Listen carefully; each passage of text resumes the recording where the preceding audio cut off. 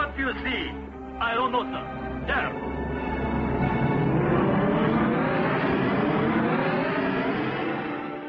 Capitan! Something is wrong! It is the compass! There is a devil in it! The heavens are afire!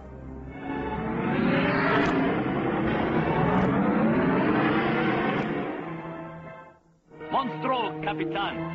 What manner of world is this new land we venture into?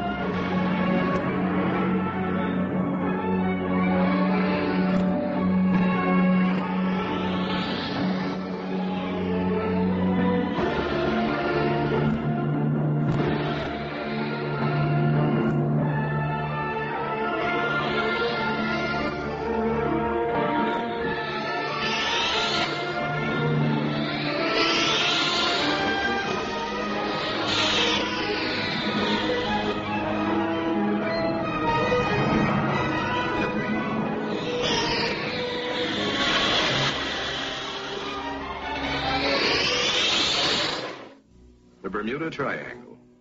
It's here, off the southeastern Atlantic coast of the United States. A triangle formed by Bermuda, Miami, San Juan, Puerto Rico. You are about to see a motion picture that will explore one of the strangest and most dangerous mysteries of our time. It's based on the best-selling book by Charles Berlitz, plus a staggering file of verified incidents, official records, and new evidence never before available. Much of the dialogue is word for word, as taken from flight recorders and the testimony of some of the people who were actually involved. Columbus's experience was just the beginning. For hundreds of years, strange incidents continued to occur in the same area, terrifying the superstitious crews of the ancient ships. Many of the stories were written up in the captain's log, like this one. For almost 2 weeks now, there has been nary a breath of wind, and we have remained becalmed, hopelessly adrift in this damnable Sargasso Sea. We seem clutched by an invisible force, a devil's hand that held us dead in the water. There has not been a hint of a breeze for days, yet there is the sound of wind. Strange lights were sighted on the mid-watch last. Keep off the port bow!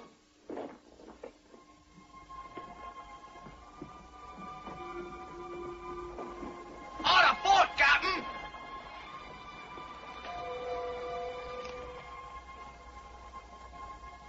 But as she approached, we could discern no movement on deck. Nothing. Looks to be the Westbury Star. But she left one day 2 months ahead of us. Incredible. She shows no hands, no manner of life aboard. See if you can raise her. Aye, sir.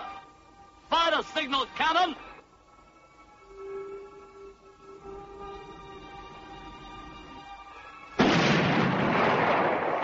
She's tripped with the wind on a port tack, Captain. Westbury Star! Westbury Star! If you hear us, please give a sign!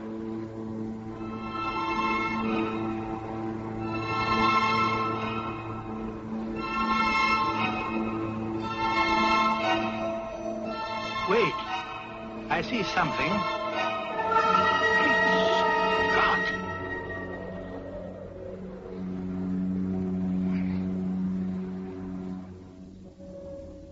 She was manned by the dead and tacking to a brisk wind. But there was no wind. On my oath, no wind at all.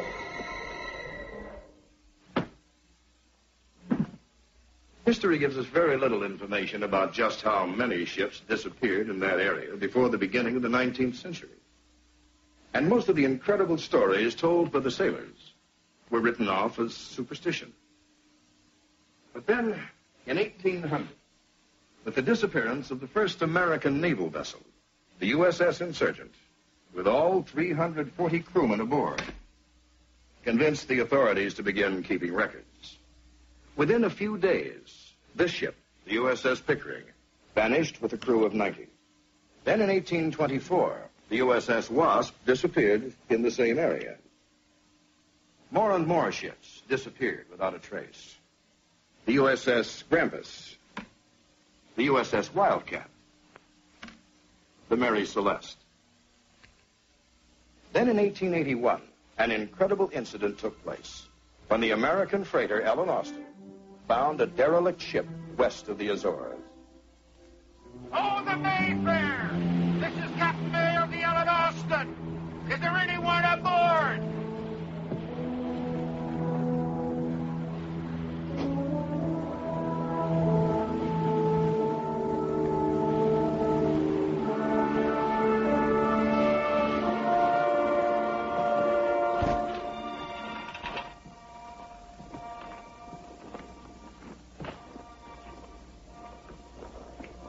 Whoa. Not a living soul aboard.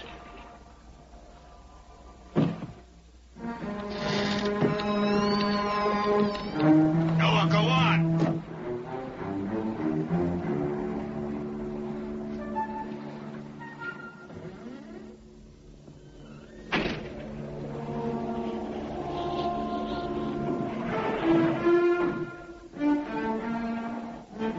Hey! It's a treasure ship! Silver bullion and raw silk from China! Should show a fine profit. We'll put a prize crew on board. They can sail her back to port with us, huh? Right, all right. Pick up the garbage. You boy after you check it out there. Hey, grab the money! Grab the money! Ah!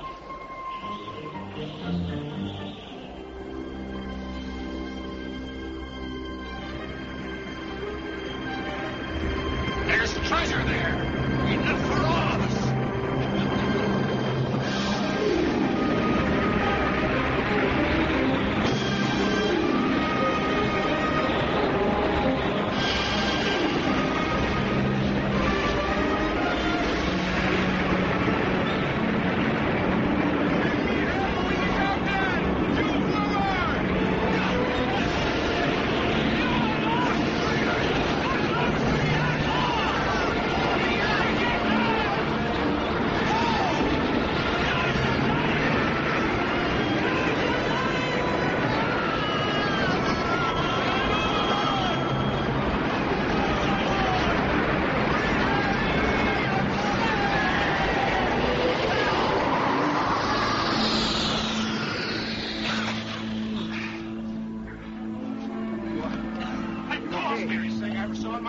Where's my prize ship?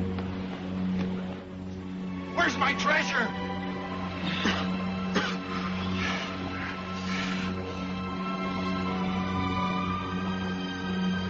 Where is it? Ship. Lads, if we told this tale in every port, there'll be none who'll believe what we've seen this day.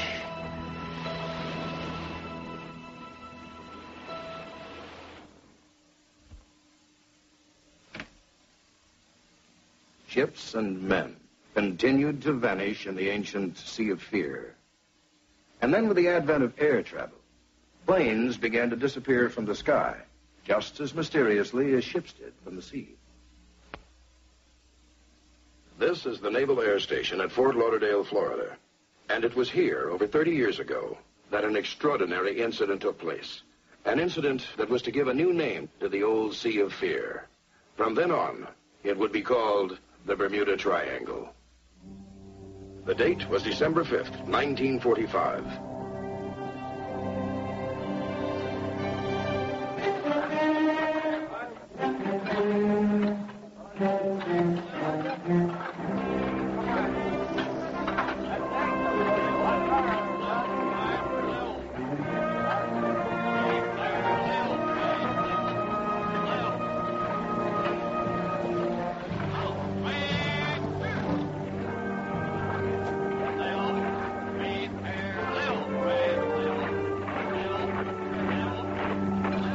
Lieutenant Charles Taylor, United States Marine Corps. A veteran and much decorated combat pilot. But not once in all his 4 years of combat in the skies had he ever been gripped with the clammy fear he was carrying in the pit of his stomach that day.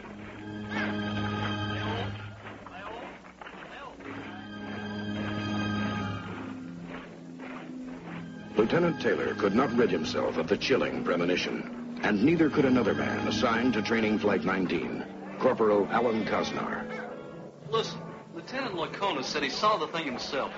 Said it was round like a pie plate, just hovered over the swamp for a minute, and swish, it was off like a shot. It's probably a weather balloon. Someone sees something and bingo, it's meant for Mars time.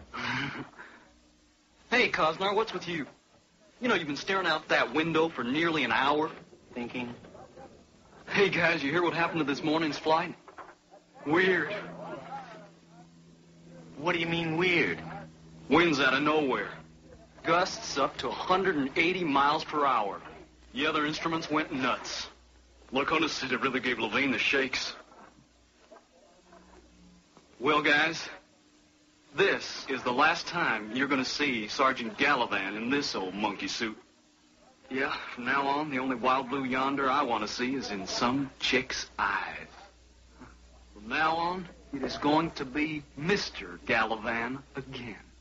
Yeah, that's right. You bust out of here tomorrow, don't you? Well, guys, we better shake it. It's getting late. You guys go ahead. I think I'm going to sit this flight out today. Hey, dig him. You know, you've been acting punchy all morning. Now, what's up? Nothing. I just don't feel like flying today, that's all.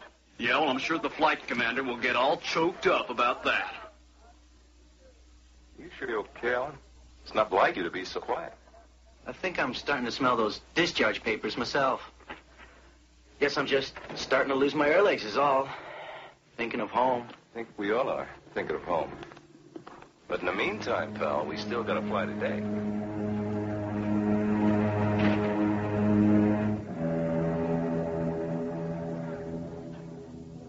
Hey, bossy, your laundry came back. They rejected it. Say, Whitey, what's all this jazz I hear about your flight running into gremlins this morning? Well, it wasn't in the book, I'll tell you that much. What happened? Well, we were about 35 miles northeast of base when all of a sudden we were hit by this really strong headwind. Our instruments went haywire. Started spinning like tops. The radio conked out. Anyway, we put down about 40 miles north of base. 2 hours late and about 10 years older. Any reason for it? We don't know. They're still trying to figure it out.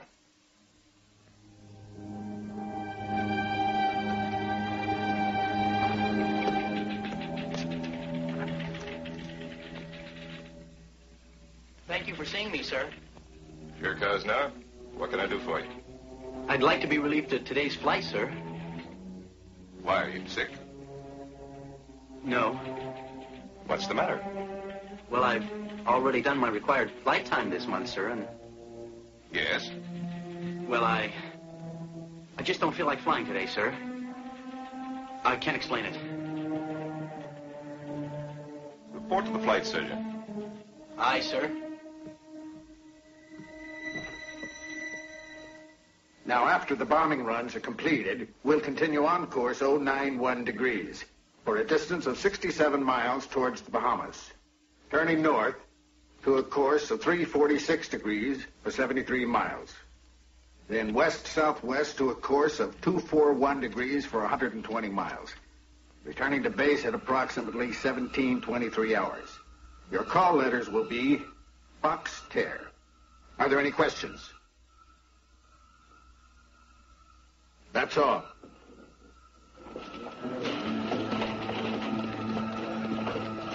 Excuse me, sir.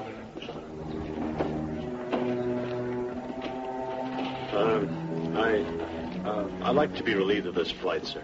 Well, you're flight leader today, Taylor. I know that, sir. Don't you feel well? It isn't that, sir. I'm just... I don't know. I don't feel up to it today.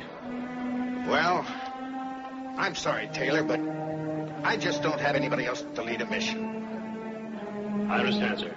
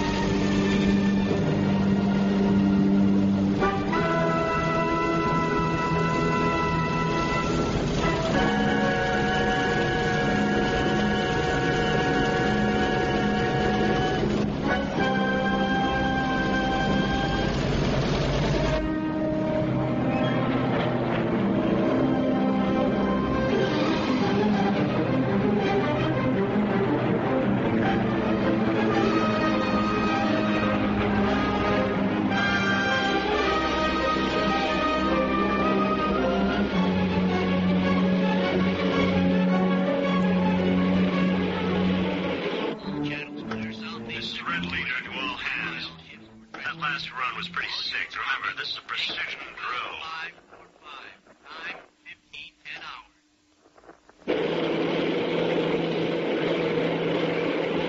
Say again, Red Leader. I'm not reading you. Something's happening to my instruments. This is Foxterra 28, calling Foxterra 36. My instruments have gone crazy. What's your heading? You read me, Powers? Foxterra 28, this is Foxterra 36. Hey, look, my instruments are malfunctioning too. Where are we? Some 40 miles away, another Navy plane piloted by Lieutenant Robert Cox picked up Flight 19's plane-to-plane communication. This is Red Leader. Do you read me? Repeat, all units. I recommend switch over to Channel 9. Level off at 7,500. I can't hear you. Fort Lauderdale, this is Foxterra 74. I am receiving radio messages from either a boat or some planes that seem lost, over. That's a Roger, Foxterra 74. Will advise. Repeat. Stand by. Foxterra 74. We cannot read you. Mayday frequency to lost aircraft. Do you read? Over. Mayday frequency to lost aircraft. Do you read? Over.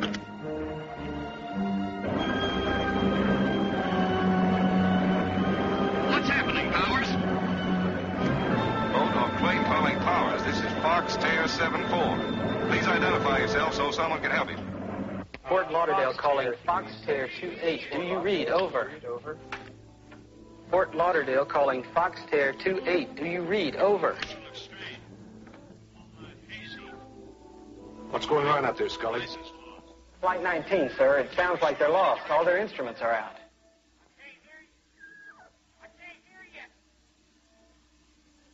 They're not receiving us, Lieutenant.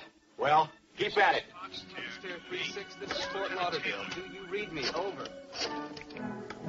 Washington, this is Hines. Flight 19 seems to be lost out there. Better round out some volunteers for a rescue party. Right. On a double. Foxterra 36, Fort Lauderdale. Keep it. Flight 19's in some kind of trouble and seems to be missing. I need everybody for a search mission. Fall in on the flight line in 10 minutes. Fall out. Osnar? Come here a minute. I thought you were supposed to be on that flight. You told me to see the flight surgeon. He relieved me of duty. Well, did you get someone to replace you? Bolton said he'd go for me. I bumped Bolton from that flight. He already flew up this morning. You can't fly twice in one day. Now, who's up there instead of you? I don't know, sir.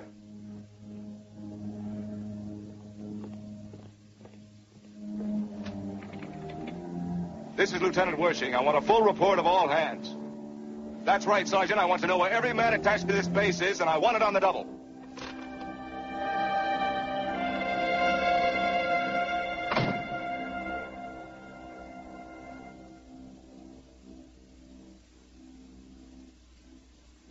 Roger.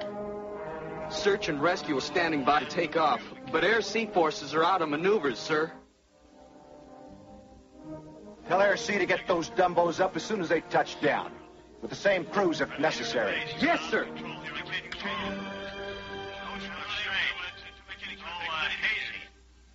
Something's right. The horizon's lost. I can't be sure of any direction. Do you read me? Over. Identify yourself. This is Foxterra 28. This is Lieutenant Taylor. Foxterra 28, this is Foxterra 74. What's your trouble? Both my compasses went out. I'm trying to find Fort Lauderdale, Florida. I'm over land, but it's broken up. I must be over the Keys, but I don't know how far down. Give me a position. Guess anything. I'm over land, but over the Keys. Listen, put the sun on your port wing if you're in the Keys and fly up the coast until you get to Miami. The air station is directly on your left from the port. What is your present altitude? We've been hit by 75-knot headwinds. All compasses and gyros are going crazy. What's happening? What do we run into?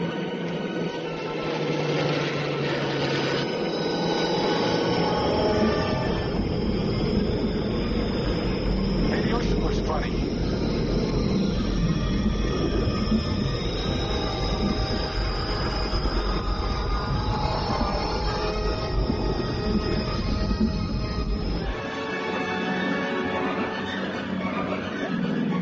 Foxtail 2-8, this is Foxtail 7-4. Do you read me? Over.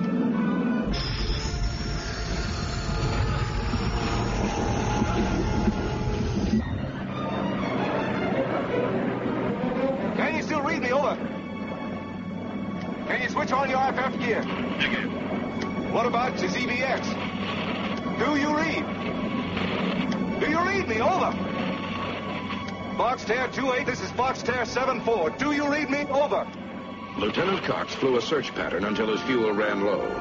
He heard intermittent transmissions the whole time from the units of Flight 19, but he was never able to communicate with them. Base stations and ham operators continued to pick up strangely fragmented transmissions from Flight 19 until after sundown. I can't see anything. You guys, I'm out of touch with everything here. It's like a beach. It's like a beach. Huge crazy rainbow out here. We've seen it. They're all different kinds of colors. Then, in the darkening hours, the last and most bone-chilling transmission ever heard from Flight 19.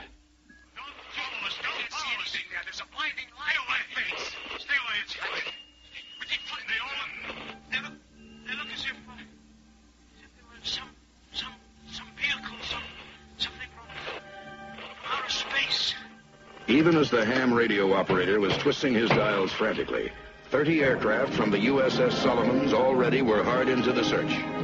The highly trained and specialized search and rescue squadrons were ordered out, and under a siege of pressure, the Navy began issuing regular bulletins. From the Commandant's Office, Naval District. Regular air-sea rescue operations were implemented at 16:20 hours this date, according to standard operating procedure. Delayed returns of training flights are routine, and no problems are expected in locating the overdue aircraft at this time.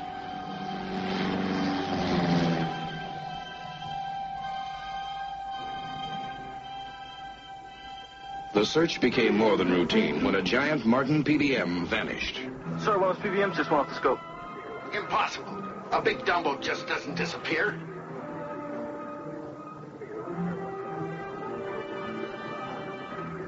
At 0600 hours this date, the entire Atlantic Fleet forces began a 1,000-mile sweep over the Bermuda Triangle Seas. In simultaneous operation, all fleet units in the Gulf of Mexico are sweeping the north and central areas. Now hear this. All hands lay up to main deck for lookout assignment. The great search failed.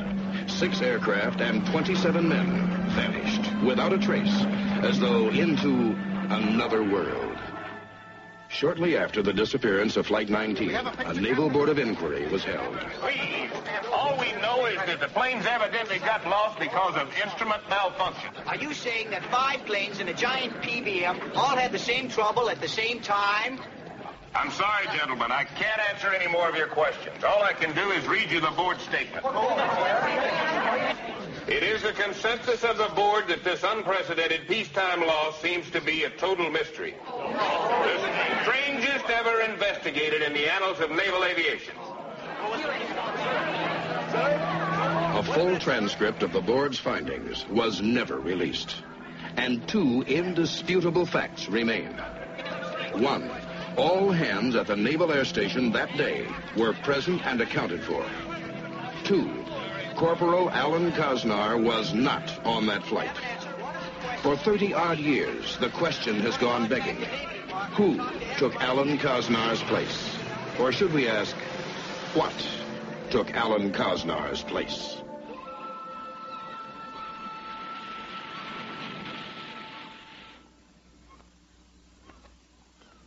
Somewhere out here, something or someone is swallowing up ships and planes and people at the rate of 1 ship or plane a month. And whatever happens, it must come so quickly, there isn't even time to send a distress signal or an SOS. Is there a reasonable explanation for these disappearances? Well, for years, respected scientists and oceanographers have been looking for the answers. One theory is that unexploded bombs and floating mines left over from 2 world wars are responsible.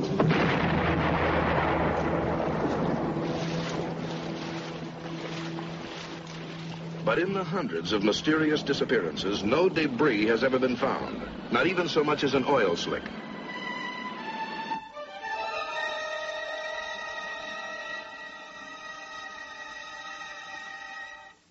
Another theory concerns the phenomena the oceanographers call blue holes, currently being studied by international teams of deepwater scientists.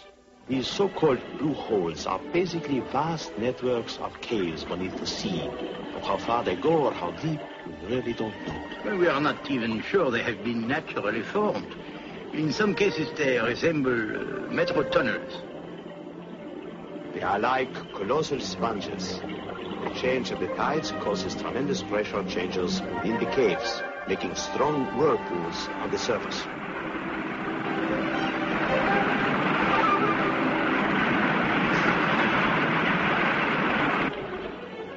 They could easily suck a small boat down. Easily.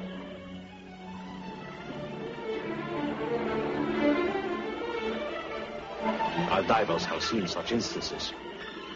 Small craft, yes, but not great ships, and certainly not an aircraft. For that, you must look elsewhere. It is interesting to note how many disappearances the authorities credit to underwater earthquakes. Such upheavals have been known to create immense tidal waves.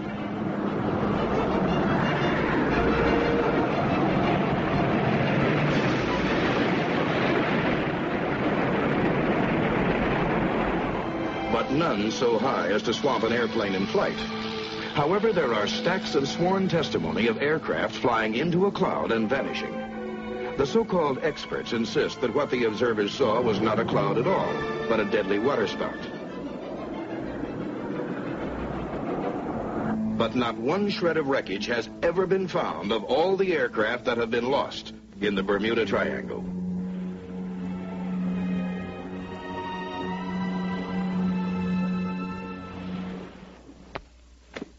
Miraculously, there have been a few people who have lived through mysterious incidents in the Bermuda Triangle and who have come back to relate what happened to them. One such person is Captain Don Henry. We were 3 days out of Puerto Rico, towing a long barge of 2,500 tons. I remember it well.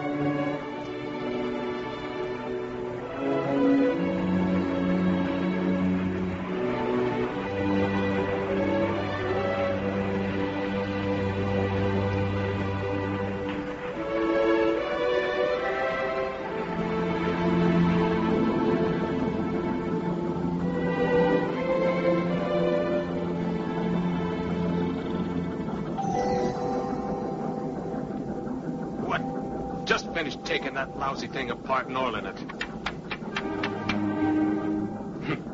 Chavez!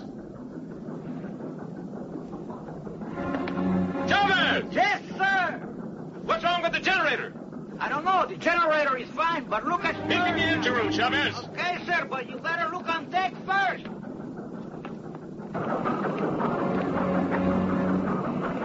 Generator still working? Yes. Sure, Captain. Like I say, it's fine. But listen, why is there no power? I don't know, but listen, I think you should see something. Look, Chavez, I got no time to be looking. What's going on? No, will you tell me what's so all-fired important out here? Well, look. Yeah, that is kind of strange. How do you figure that out? Clouds sitting right smack on top of the barge. I don't know, but I don't think I like it. I've seen some strange things out here. Hard to swallow things. Yes. Like the lousy sandwiches you make. Oh.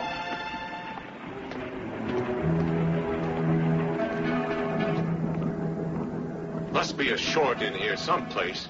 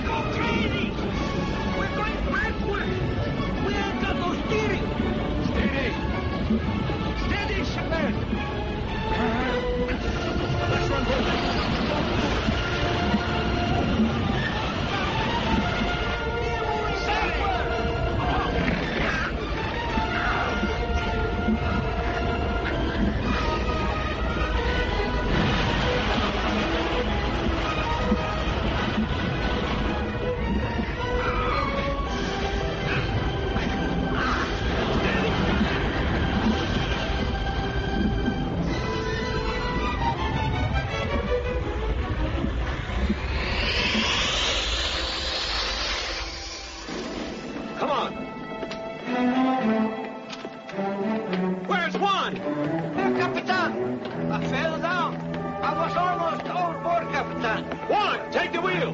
The barge! Ship must loose! Then what? Hold it up the tow line! It's pretty cold! It's freezing.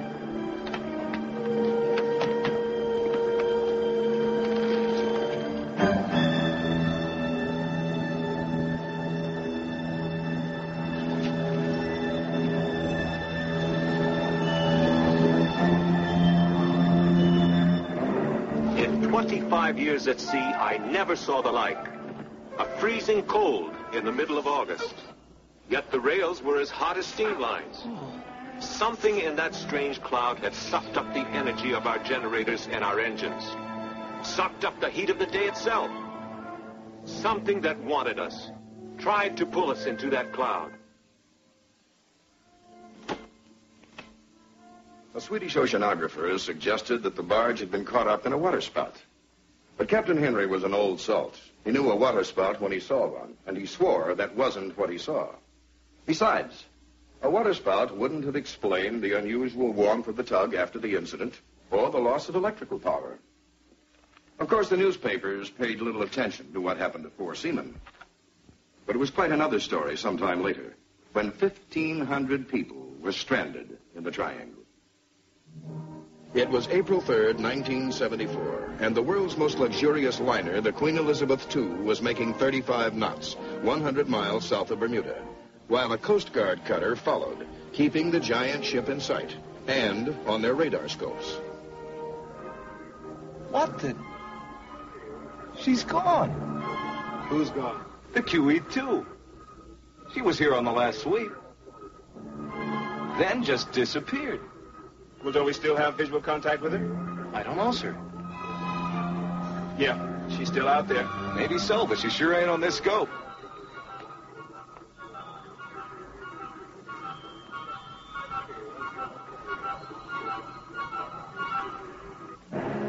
Ladies and gentlemen, this is your captain speaking. May I please have your attention? Please accept our apologies. We are experiencing a minor technical difficulty.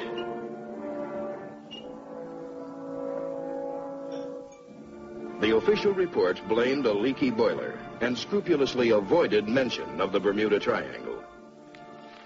Ironically, most of the passengers aboard the QE2 didn't know they were even in the Bermuda Triangle. But there was one man who never forgot his experience there. And although Charles Wakely survived to tell his incredible story, it may be that the Bermuda Triangle eventually brought about his sudden death. Wakely was a professional pilot with over 10 years' experience at the time of the incident. He was completing a routine flight. After dropping off charter passengers in Nassau, he was on his way back to Miami. The weather was very clear, and the stars were crisp and shining.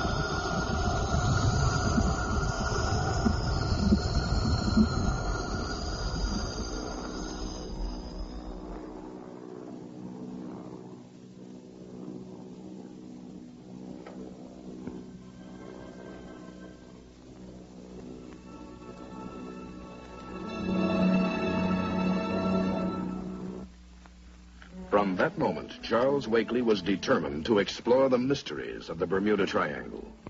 Bermuda Triangle, case history number 31. Alice Johnson. Subject was flying from Bermuda to Miami. Halfway to destination, subject had an encounter with an unknown force.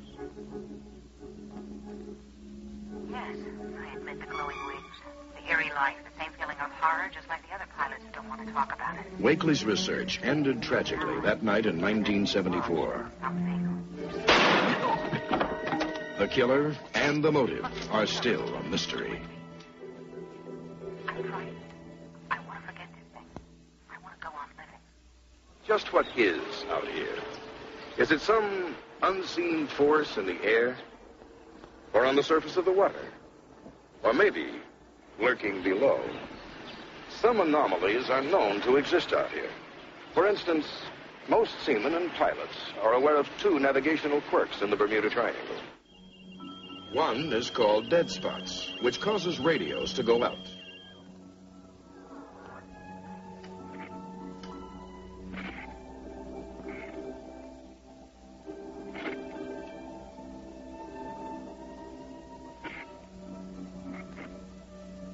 The other is a variation in magnetic compasses, which in the triangle point to true north instead of toward magnetic north.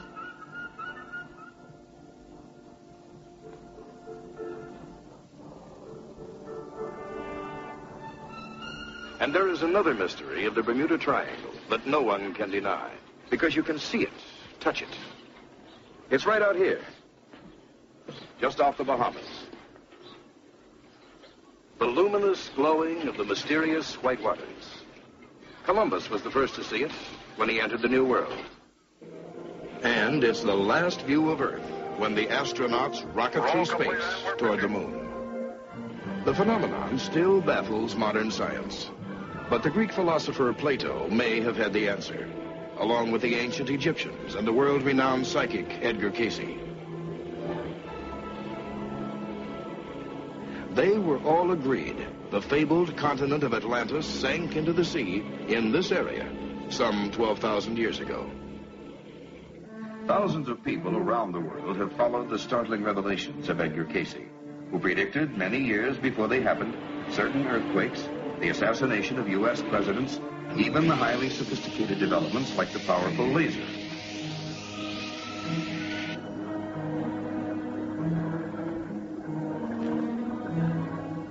Could the white waters somehow be connected with Cayce's claim that Atlantis is lying underwater here off Bimini?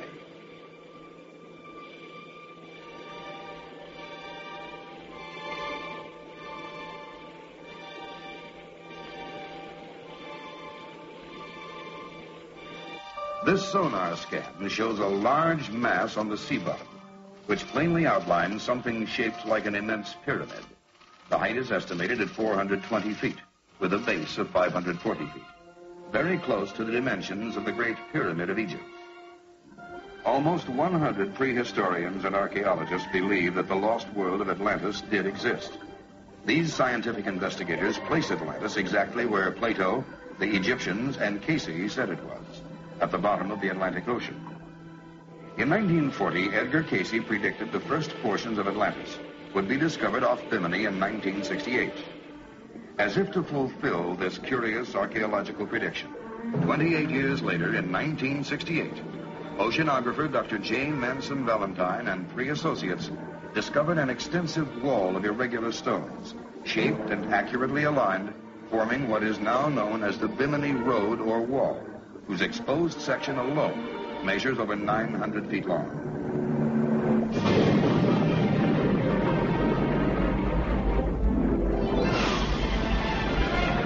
Our own history records the cataclysmic destruction of whole civilizations, like Pompeii, buried by the eruption of Mount Vesuvius before the birth of Christ. Some experts seriously believe that an advanced culture like Atlantis could have existed 12,000 years ago, and its wealth of knowledge was buried with it in a sudden calamity. In 1933, Edgar Cayce described ruins that lay the waters of Bimini, where an immense energy of the stars was concentrated, stored in a powerful crystal, called the Tuawi stone, radiated energy which Casey believed this prism-like device drew its immense power from the universe itself, from magnetic forces which were ultimately pushed to such extremes that the Atlanteans unleashed uncontrollable forces of nature from the very bowels of the earth itself.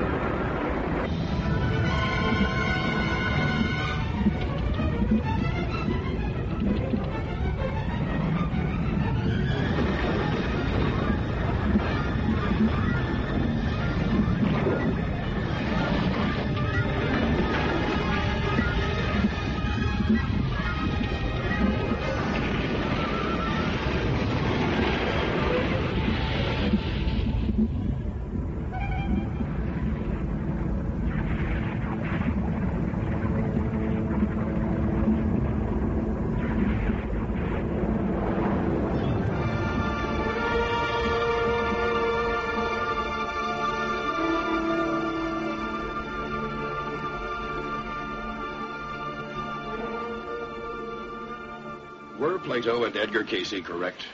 Is Atlantis here, under the water off Bimini? And what about that powerful Tuawi stone Casey spoke of? That magnetic force crystal that harnessed the awesome power of the stars? Could it still be down there somewhere, below the waters off Bimini, perhaps still active?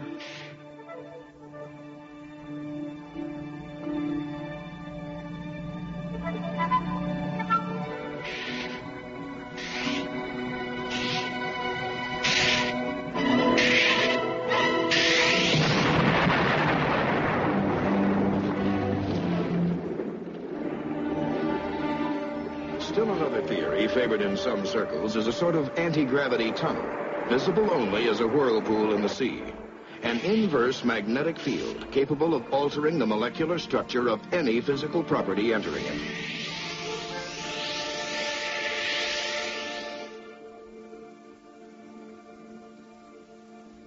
Well, this may seem fantastic. There is a woman who actually witnessed just such a vortex. Her name is Helen Meiser. The date, August 25th, 1971.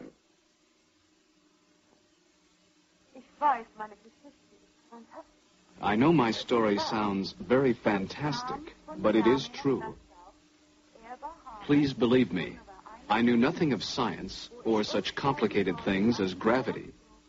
On that day, I was just a tourist, enjoying my flight from Miami to Nassau on a beautiful sunny morning. Good morning, ladies and gentlemen. Breakfast will be served in a few minutes.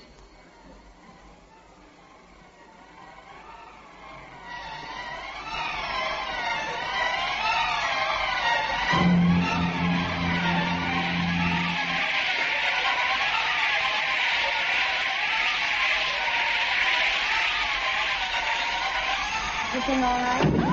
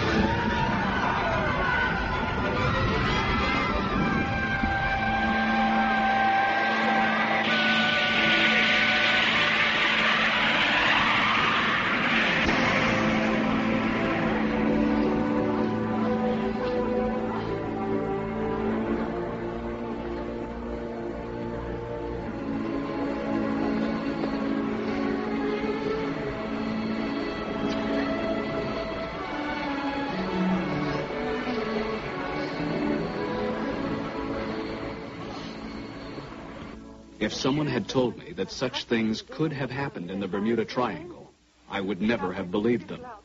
But now I know that anything is possible.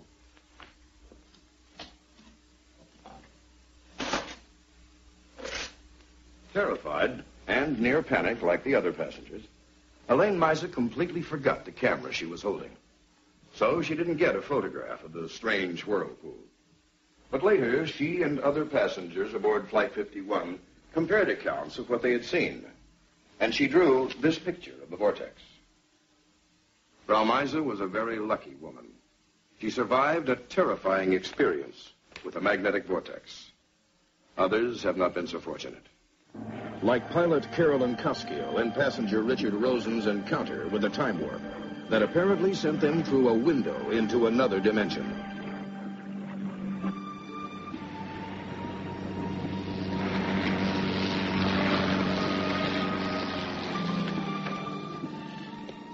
This is Grand Turk. Do you read me, Cessna? Cessna, this is Grand Turk calling. Do you read me? Does that look like Grand Turk down there? It's deserted. Deserted? Are they crazy? The island's shaped like Grand Turk. There's nothing on it. I can hear them, but they can't hear me. Something must be wrong with their radio. Not just our radio. It must be blind. It's clear as a bell out there. No landing strip, no building, no people. It's sure not Grand Turk, Carolyn. What is wrong with that crazy man? He is right over us. This is Grand Turk calling, Cessna. You're right over us. Sonny, there's no way out. Out of what? What's she talking about? They gone.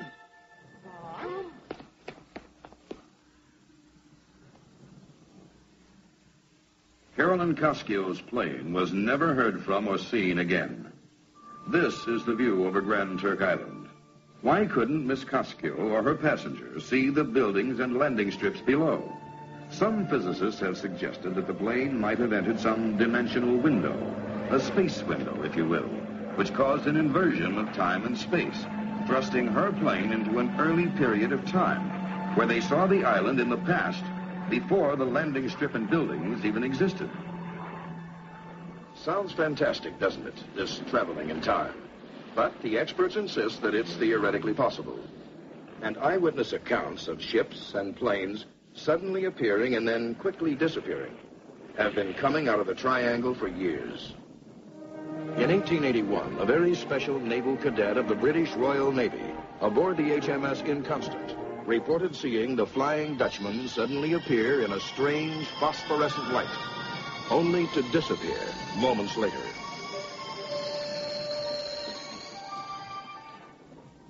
I insist it be duly recorded in this ship's log.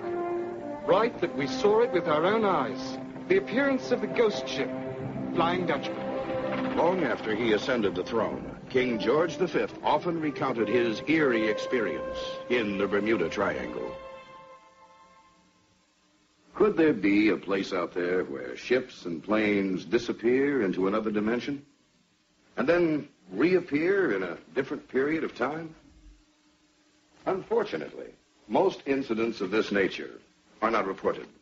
They're covered up to avoid embarrassing questions. Questions that have as yet no easy answers. Like the incident involving a mysterious time lapse that occurred at Miami Airport just a few years ago. A super jetliner had just entered into the Miami traffic pattern. We should be on our final approach in 15 minutes, right on schedule. 403, you're cleared for approach. Give us a time check, will you, Miami? In 5 seconds, it will be exactly 0008.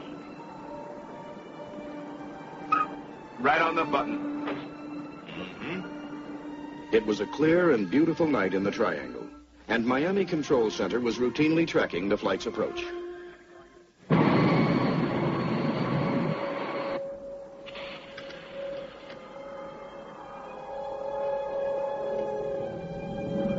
What's the matter? Where'd that weird haze come from? Yeah. I never saw anything like that before at this altitude.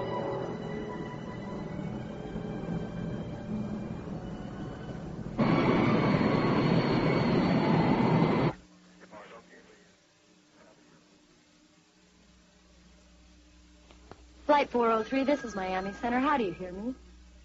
Jack, I think this flight is having radio problems. Flight 403. If you read me, please respond on emergency channel. I've just lost Flight 403. Jimmy Peters. Yeah, this is air control. We just lost contact with 403. About 20 minutes from us. Yeah, right.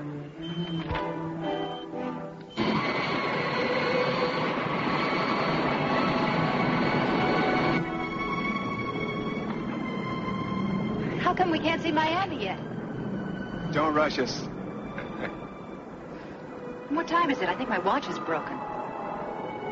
12:12. That's what I have. But that's impossible. It can't be just 3 minutes since I was here. I went all the way aft, served 3 drinks, helped a little old lady back to her seat from the John, got some aspirin for one passenger and a cup of coffee for another. Now, I couldn't have done all that in just 3 minutes.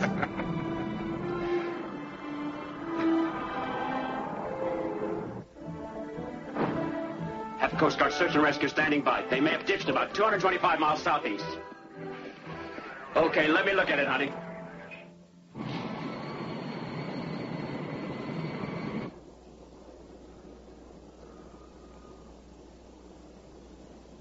Looks like we're flying out of that weird haze. That's strange. What?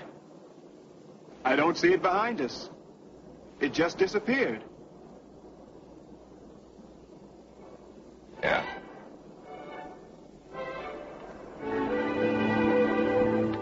Yeah. The Coast Guard's got 2 planes standing by, and there's a cutter in the area also. All right, notify the Coast Guard. Tell them how many people are on that I got her plane. again. Are you sure? There she is. She just showed up again. What's happening up there? Listen, do you run a check on all this equipment? Yeah, that's SOP. There's no malfunction here. That doesn't make sense.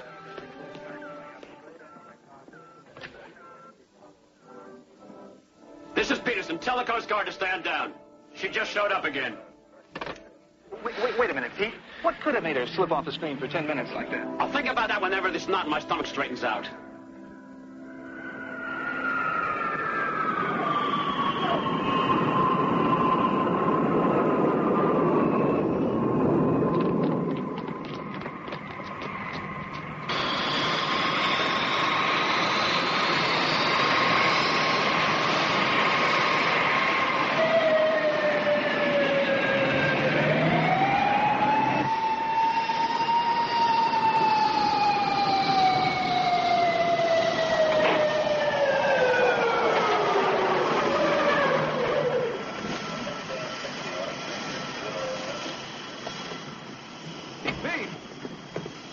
What's the emergency?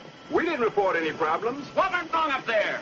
What are you talking about? You must have died low or something. Got below radar. What caused it? I don't know what you mean. We're exactly on schedule to the second. You're 10 minutes late, but that's beside the point. It's 12:36. We touched down about 5 minutes ago. It's 12:46. Your watch is 10 minutes slow. I've got just about 12:36, too. No, I tell you it's 12:46. Leslie, what time have you got? It's close to 12:37. Pete, we made a time check with Miami not half an hour ago. Then all our watches were right, including the ship's clock. Hold on a second. Pardon me. Excuse me, please. Excuse us.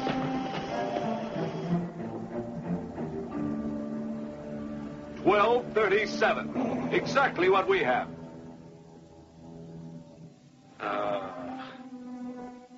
Hey, Peterson. All our watches couldn't have lost 10 minutes. That's crazy. Pete, what's this all about? I wish I knew. But at 12:10, you went off the scopes. You didn't show up again until 12:20. For 10 minutes. Well, you just didn't exist.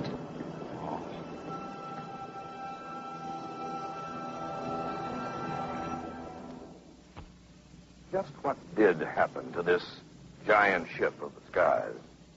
It seems highly unlikely that all the crew's watches and the ship's clock would have been precisely 10 minutes slow. But could Flight 403 have passed through the tip of that dimensional window, disappearing then reappearing 10 minutes later, stopping the passage of time on board the plane, holding it suspended somewhere in the fourth dimension. Is it possible? Based on Einstein's complex unified field theory, many scientists believe that strong concentrations of magnetism, such as occur in the triangle, might actually alter the molecular structure of matter, causing it to disappear, or even be pulled into another dimension. Following publication of his startling book in 1955, Dr. M.K. Jessup, the world-renowned astronomer and scientific philosopher, received a letter that was to add a new dimension to his life's work. Dr. Jessup's book had called upon his colleagues in the scientific community for a reappraisal of Einstein's disturbing unified field theory. But he was totally unprepared for the letter.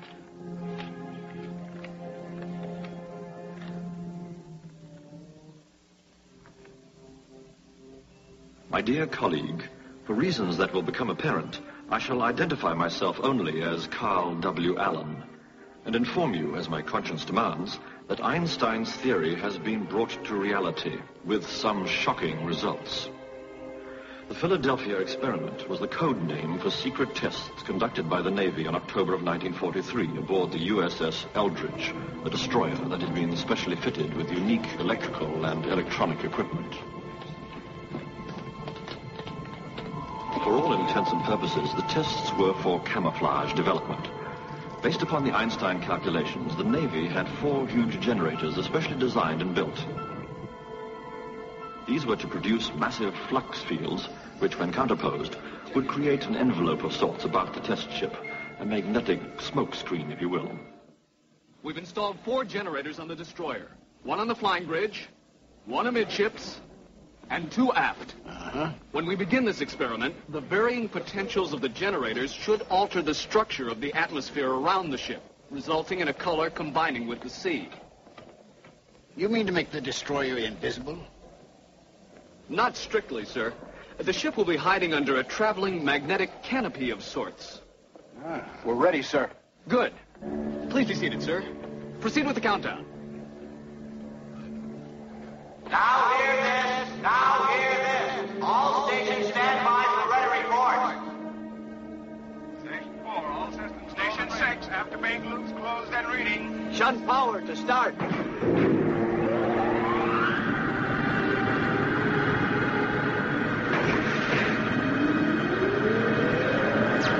have a ready from the Eldridge, sir. Lock monitor. We have a command. Coming up on the block and counting. 10, 9, 8, 7, 6, 5, 4, 3, 2, 1, lock!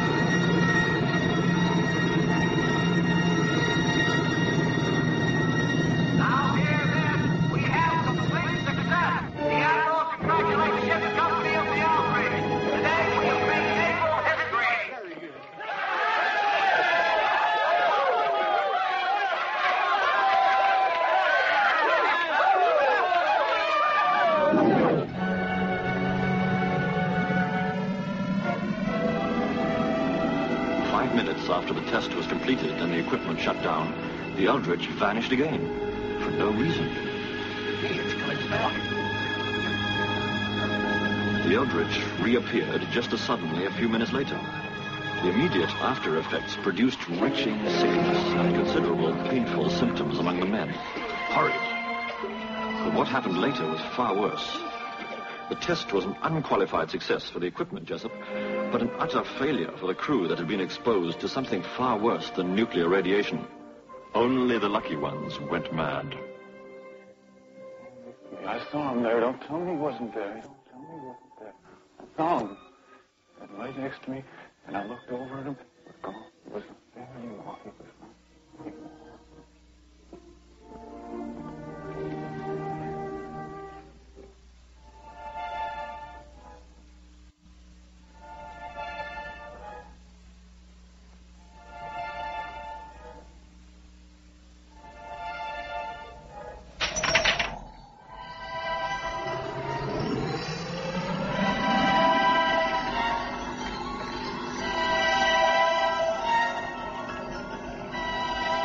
Many of these poor men continued to experience a trans-dimensional phenomenon, completely destroying any chance they may have had for normal lives. They've become freaks, Jessup. Freaks that were quickly and carefully snatched into seclusion. To avoid embarrassing questions, they've become nothing more than carefully preserved specimens, Jessup. I've seen them myself. Human beings reduced to the level of laboratory animals. My dear Jessup, in our responsibility to science, can we forget our humanity? I leave it to you to decide if further work shall be put into this or not. I write in hopes there will be.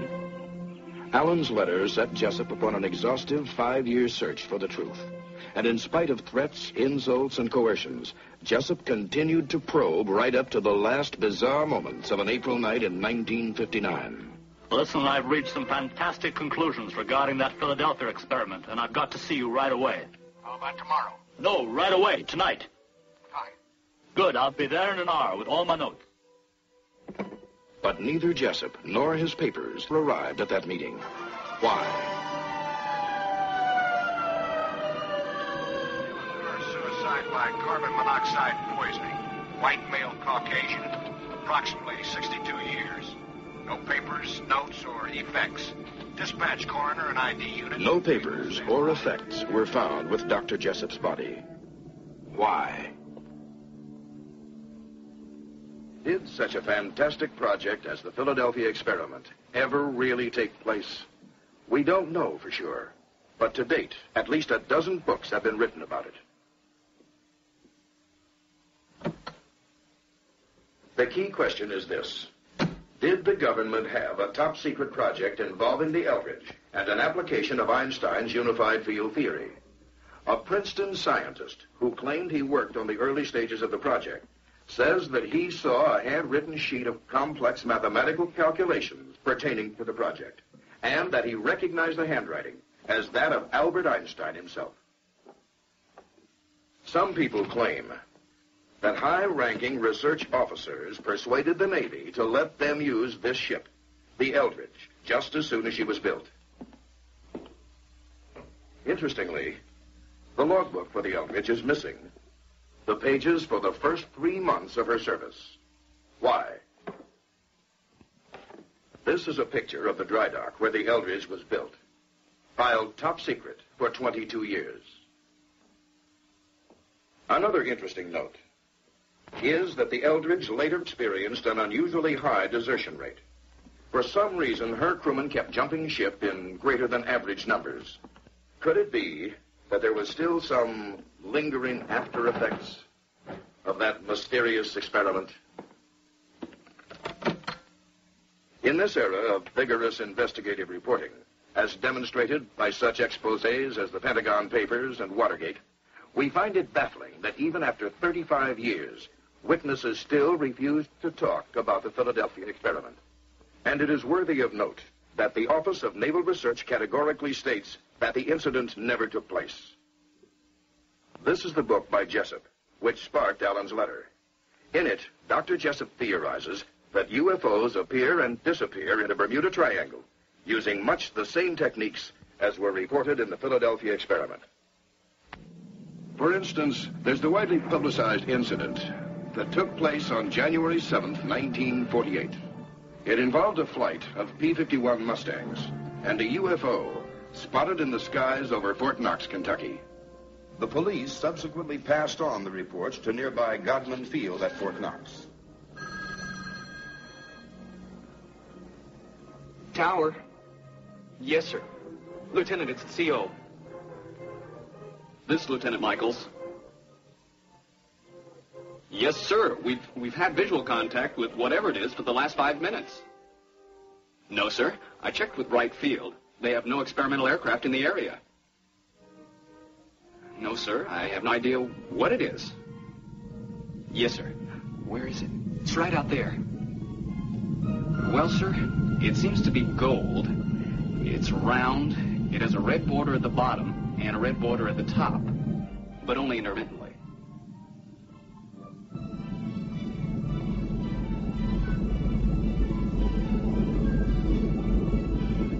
What seems to be the problem, Lieutenant? Beats me, Colonel. I've never seen anything like that in my life. Excuse me, sir. There's 4 P-51s approaching from the south, probably on their way to Stanford Field.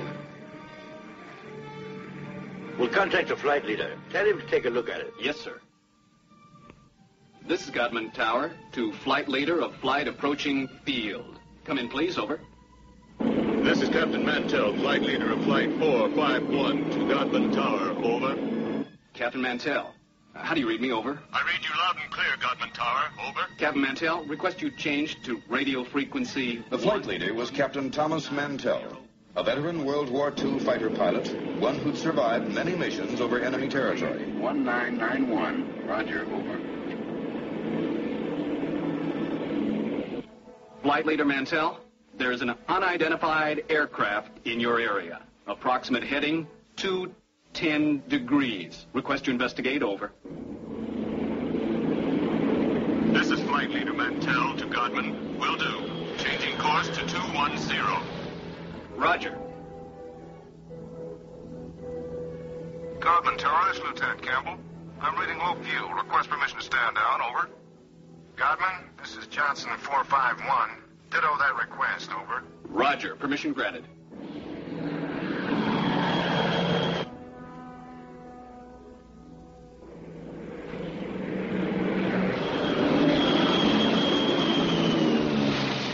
Captain Mantell was now on the UFO's heading and climbing fast, leaving Lieutenant Hammond, the one remaining wingman, behind. At 2:45, Mantell contacted the tower. I see it. It's directly above and ahead of me.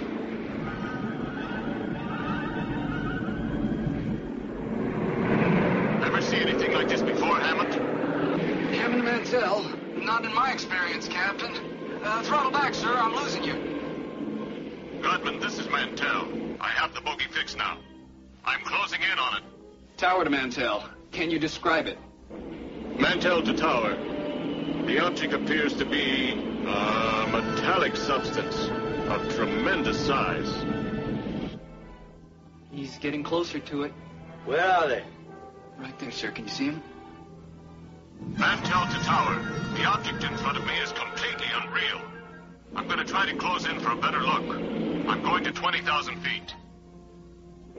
Level off, Captain, until I regain visual contact. Do you read me? This is Hammond to Mantell. Do you read me? Do you read me, Captain? Do you read me?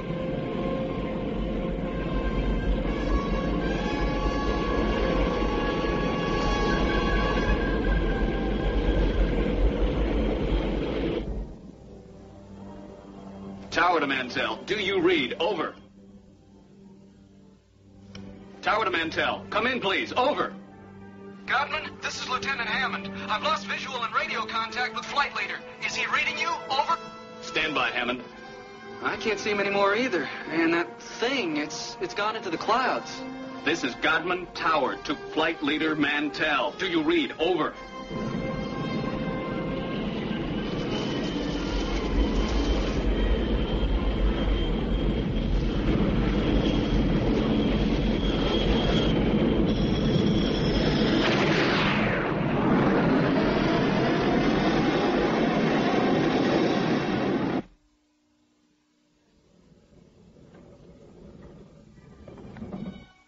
Sergeant, let's see what you found there.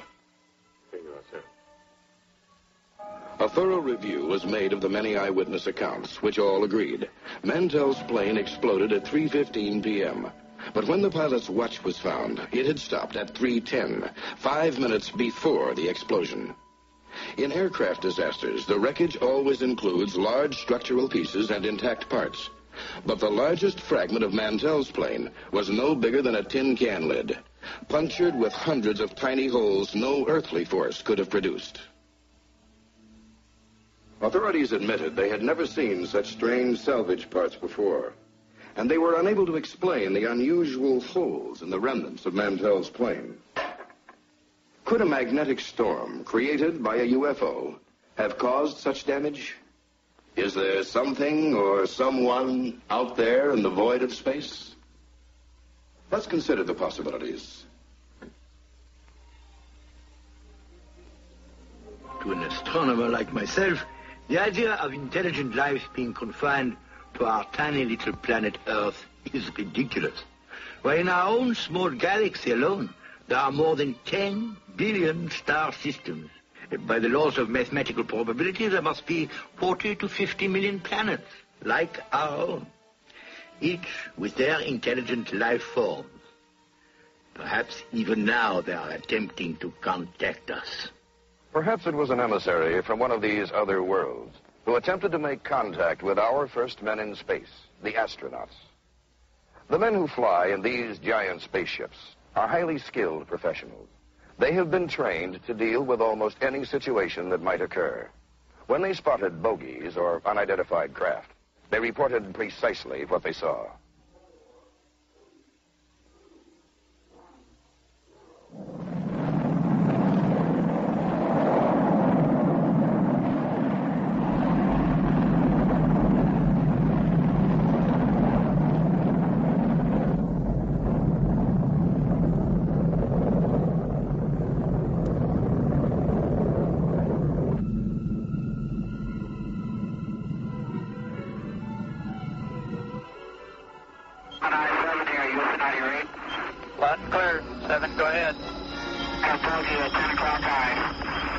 This is Houston. Say again, 7? We have a bogey at 10 o'clock high. Roger. Chile Control here again. The reference in that conversation was bogey. This is Gemini Control Houston at 4 hours, 24 minutes into the flight.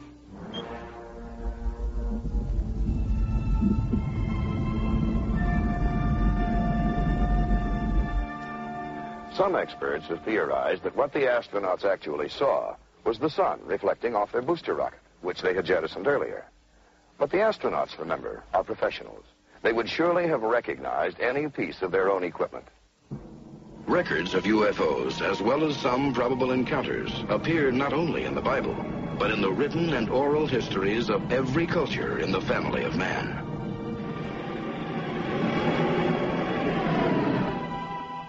In the last 30 years, UFOs have been sighted all over the world and over nearly every major city.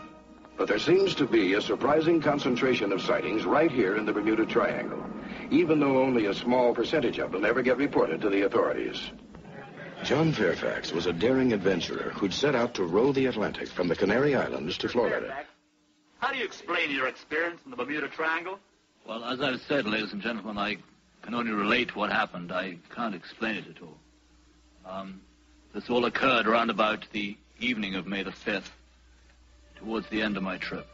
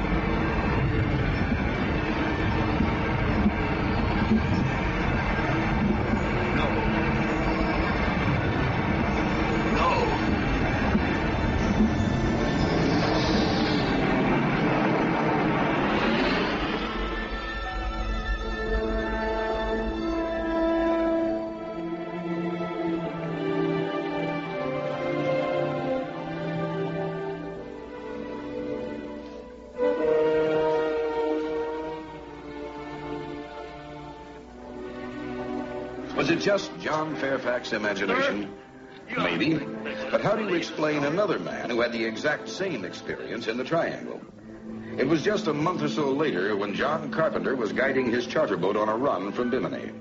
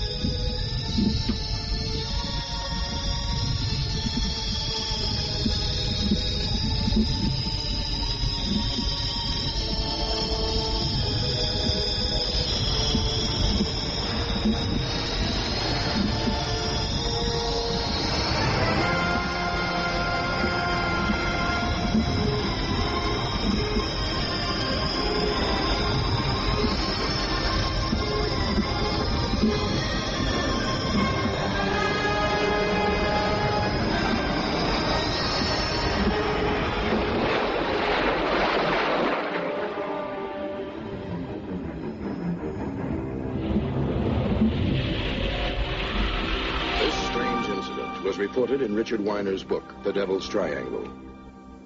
Fairfax and Carpenter are only 2 out of 1,000 people who have seen something strange out there. Even a member of the United Nations and our own President Carter claim to have seen UFOs. If there are alien vehicles around, where are they coming from? Dr. Valentine and other scientific observers suggest that UFOs may emanate from one of 3 sources. From somewhere out of our own solar system, or, as French astronomer Jacques Delisle suggests, from a point much closer to us in our own world, allowing ships from another dimension to slip into the time warp window suspected of being located in the Triangle. Or perhaps even from a world far below the water. It should be noted that in the southeast corner of the Bermuda Triangle is the Puerto Rican Trench, the deepest place in all of the Atlantic. In this area, UFOs have been seen traveling below water at incredible speeds, like the one that was tracked by 14 Navy ships for 4 days as it raced below water at depths up to 27,000 feet. Then, on August 4th, 1969, 2 lighthouse keepers from Great Isaac's Light mysteriously vanished. In the vicinity at the time, a fisherman reported seeing a fast-moving globe below water, speeding away from the island, but clearly visible just below the water's surface. Not all UFO sightings in the Bermuda Triangle took place under isolated circumstances. In some cases, they were seen by literally thousands of people. Probably the most famous case of many eyewitnesses to UFO activity took place in Puerto Rico at the southeast corner of the Triangle. It began on a summer night in August 1972 in the little village of Adjuntas.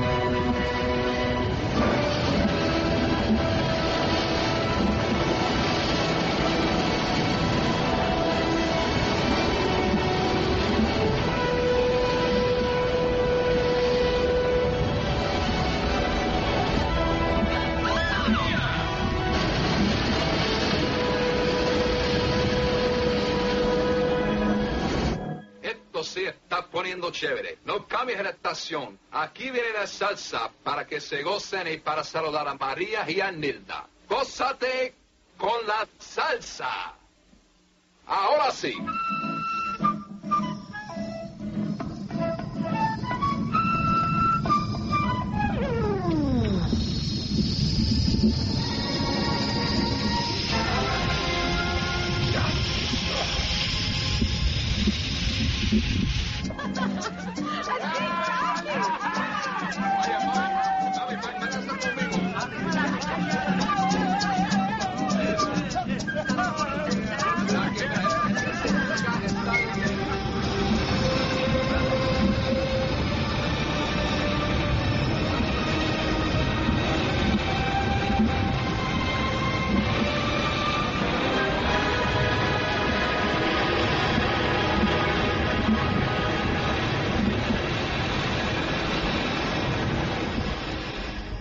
Once more, people disappeared, never to be heard from again. Then, just as suddenly as it had begun, the UFO sightings stopped. By the end of October, only a trickle were reported. The island of Puerto Rico was returned to normal. It all happened. It was real. Perhaps some of you don't believe the stories told by individuals, like John Carpenter or John Fairfax. But can you disregard what thousands saw? What was reported by the news media of Puerto Rico? Just what were those strange lights that thousands of people saw in the sky? No one seems to know. Or if they know, they won't tell us. Scientists and authorities all seem to differ on just what is going on in the Bermuda Triangle. But there is one cold, hard fact to which they must all agree. A shocking number of ships and planes and lives have mysteriously disappeared in this area, and they continue to disappear. Whatever our differences as nations, we are all one family of man, and this planet Earth is our home. We can all unite to solve the mysteries of the Bermuda Triangle. Has some highly intelligent aquatic race found its way up from the depths of the ocean? Is the triangle a base of sorts for aliens from outer space? Is lost Atlantis below these waters? And just who or what is collecting human specimens? Blue energy, time warps, or a window into another dimension? Together, the nations of the world must find the answers before it's too late. Our very survival may well depend on knowing what is going on here in the Bermuda Triangle.